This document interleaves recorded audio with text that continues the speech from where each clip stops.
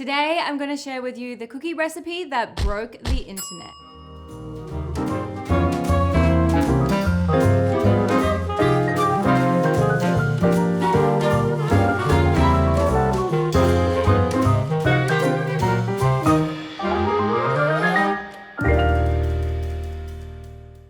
This is my famous choc chip cookie recipe. We have sold thousands and thousands and thousands of these in the bakery, and now you can bake along with me at home. So starting out with our butter and our sugars, brown sugar, caster sugar, and we're gonna place all three of those in the bowl to start.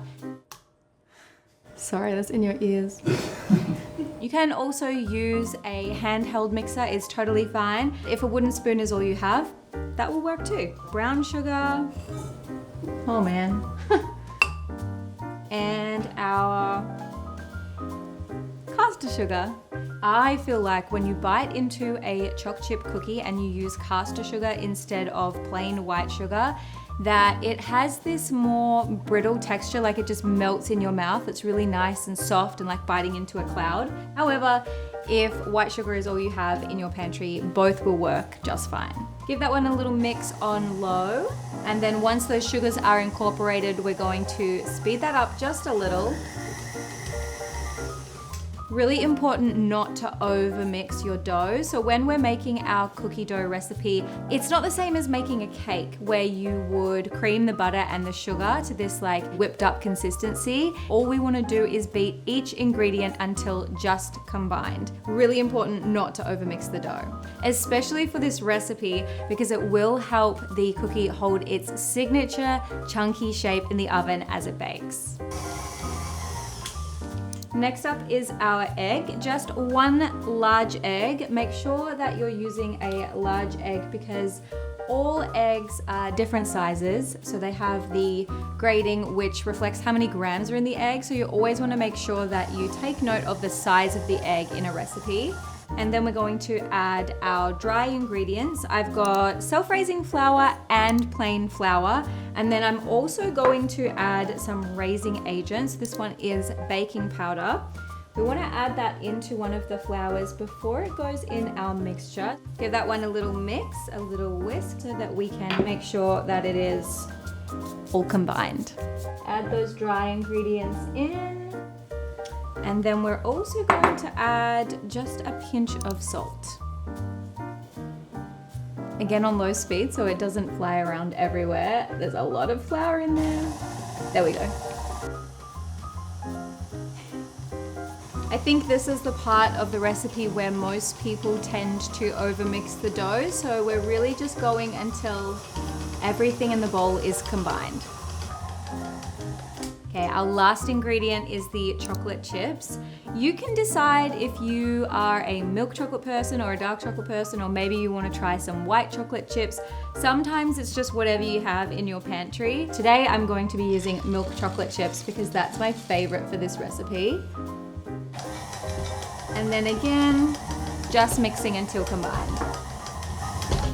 There we have it. So the next thing we're going to do is we are going to weigh each of our cookie dough balls. You guys know that I love my scales. Oh no, it's in ounces. Start that one again.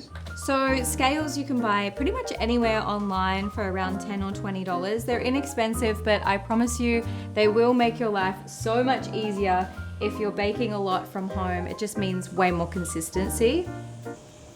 He's whippersnippering there. He's got a lot of lawn. Ready to roll? Mm-hmm.